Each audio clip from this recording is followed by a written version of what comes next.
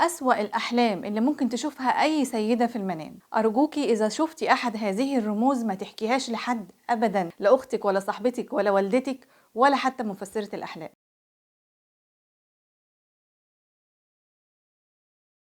حبايبي في الله، السلام عليكم ورحمة الله وبركاته. قبل ما اقول لكم ايه هي الرموز الخطيرة جدا اللي ما تقوليهاش ابدا لو شفتيها في المنام، عايزة اوضح لكم هو ايه الهدف من الفيديو ده.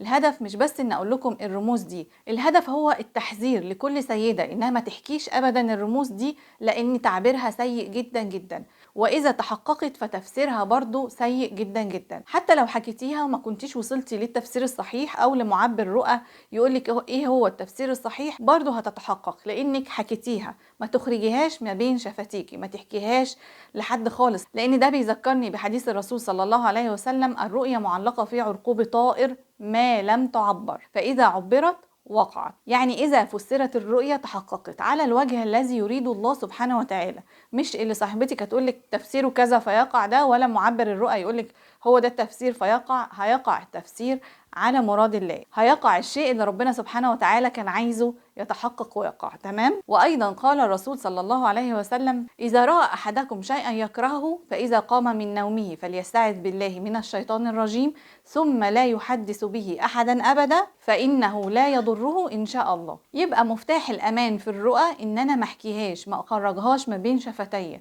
ما اكتبهاش، ما اقولهاش لأي حد أبدا. أستعذ بالله من الشيطان الرجيم. وطبعا اذا استشعرت او انا كنت بعرف في تفسير الرؤى ما اقولهاش، ما خرجهاش ما بين شفايفي حتى لا يحدث الضرر بتاعها. طب افرض ان انا فاهمه معنى الرؤيه دي وحاسه ان الرؤيه دي سيئه وفاهمه معناها، اعمل ايه؟ استعذ بالله من الشيطان الرجيم، اصلي على النبي عليه الصلاه والسلام كتير. ممكن كمان تطلعي صدقه ولو بسيطه بنيه دفع الاذى عن هذه الرؤيه، ان ربنا يدفع عنك الضرر بتاع هذه الرؤية. وكمان صلي وادعي ان ربنا يرفع عنك ضرر هذه الرؤية، وان شاء الله لن تضر. والنهارده هنتكلم عن بعض الرموز اللي بيجي وراها الاذى على طول، والرموز دي خاصة بالنساء عموما. في بعض الرموز اللي خاصة بالمتزوجات او العزباء او السيدات في العموم. رؤى مهمة جدا، حطوها في دماغكم وركزوا فيها، ولو شفتوها ما تحكوهاش لحد ابدا.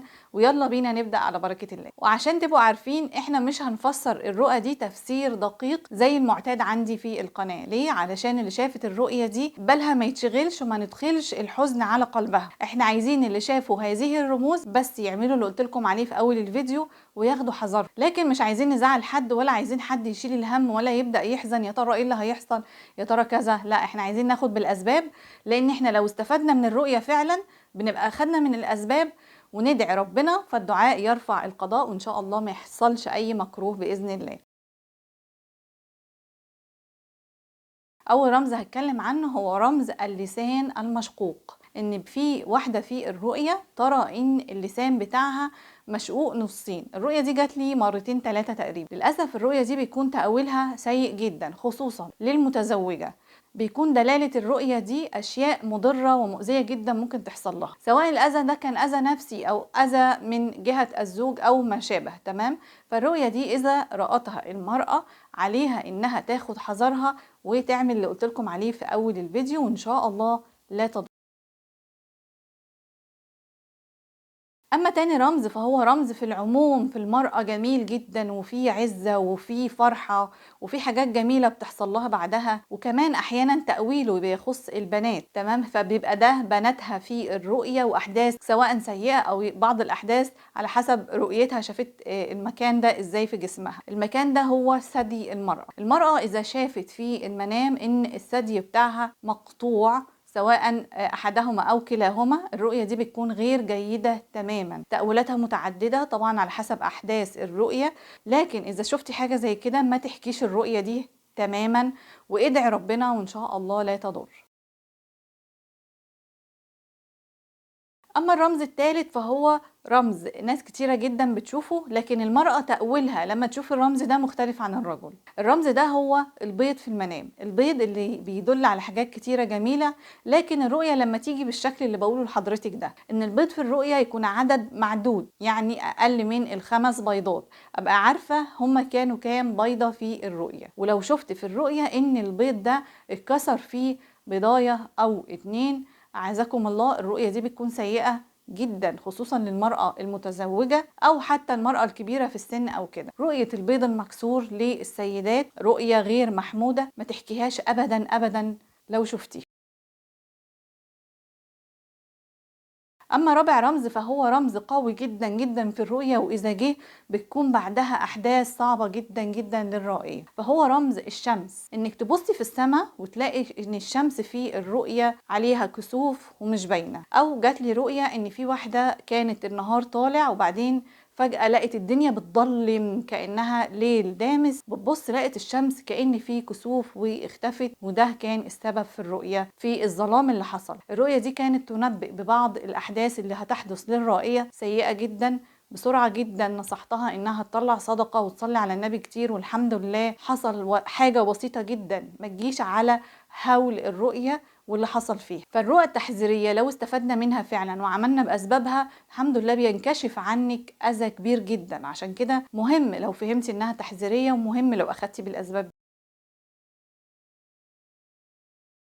اما خامس رمز فهو رمز برضو يخص السيدات بحت كده، وهو رمز محرج شوية، هي الفوط الشهرية في المنام او الحفاضة النسائية بالمعنى الصحيح عند اخواننا العرب. لما تشوف السيدة في المنام انها دايما بتدور عليها في الرؤية ومش لاقياها، انها دايما تيجي تستخدمها فتلاقيها غير نظيفة او فيها دماء فاسدة، او انها دايما فيها شيء كده في الرؤية عليها قاذورات أو كده، الرؤية دي بتكون سيئة جدا. عليكي بعدها على طول كثرة الاستغفار والصلاة على الرسول عليه الصلاة والسلام عشان يبعد عنك أذى هذه الرؤية. الرؤية بتكون مبشرة، بس لو لقيتي في آخر الرؤية بقى إن هي لقيتي منها النوع النظيف أو الحاجات النظيفة اللي ممكن تستخدميها، هنا خلاص أبشري بأشياء طيبة تحدث لك، لكن بعد صعوبات خاصة بأشياء معينة. تمام. فالرؤية دي لو شفتيها وانتهت على انها فيها دماء فاسده، كل ما طلعها الاقي فيها دماء فاسده وكده، وجات لي الرؤيه دي رؤيه صعبه جدا جدا، ربنا يحفظكم جميعا، ما تحكوهاش لاي حد.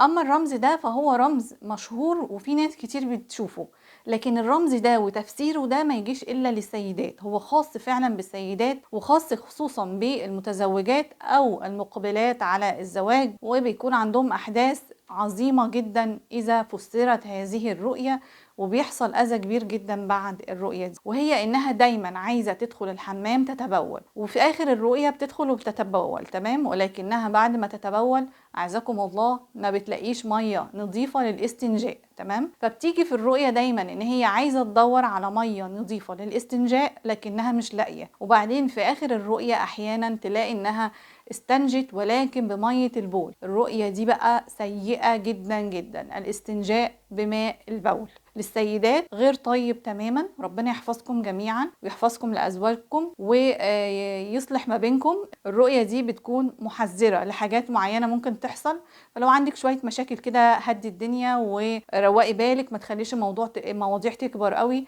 لأن الرؤية دي غير محمودة تماما. أرجوكي إذا شفتيها على طول تصدقي وخدي بالأسباب، وإن شاء الله لا تضر. اما اخر رمز هتكلم عنه فهو يعني يعتبر بالنسبه لي اخطر واسوأ رمز ممكن تشوفه السيده في المنام، عشان كده خليته في الاخر للي هيتابع الفيديو للنهايه وفعلا عايز يستفيد. الرمز ده هو قصر القامه الشديد جدا. الرمز ده جالي في رؤى فعلا ان الرائيه بتشوف نفسها في المنام انها قصيره جدا، او حد بيشوف لها الرؤيه دي قصيره لدرجه انها بتبقى بحجم عقله الاصبع. تمام. وبتبقى مستغربة جدا جدا الرؤية دي فيها جزء يعتبر زي نفسي او حاجة زي كده، ولكن الجزء الاعم فيه والاشمل يعني متعلق بصراحة بالاعمار، يعتبر دي الرؤية الوحيدة اللي هفسرها لك. تمام. متعلق بالاعمار، كلما زاد طول الشخص في المنام والله تعالى اعلى واعلم بيزداد عمره من دلالات الطول. فاتشافت هذه الرؤية لمريض اعزكم الله بمرض خطير جدا جدا، انه في حجم عقلة الاصبع، والرؤية دي كانت يعني منذرة بالله تعالى اعلى واعلم بدنو الاجل. ربنا يطول في اعماركم جميعا. اذا شفت الرؤية دي ما تحكيهاش لحد ابدا، تحديدا الرؤية الاخيرة لانها فعلا سيئة جدا، ربنا يحفظكم جميعا ويطول في اعماركم ويختم لنا دايما اعمالنا بالصالحات، اللهم امين يا رب العالمين. لو عجبكم الفيديو متنسيش تعملوا لايك واشتراك في القناه، ويا ريت لو تعملوا شير على صفحاتكم. شكرا لكم على متابعتي، والسلام عليكم ورحمه الله وبركاته.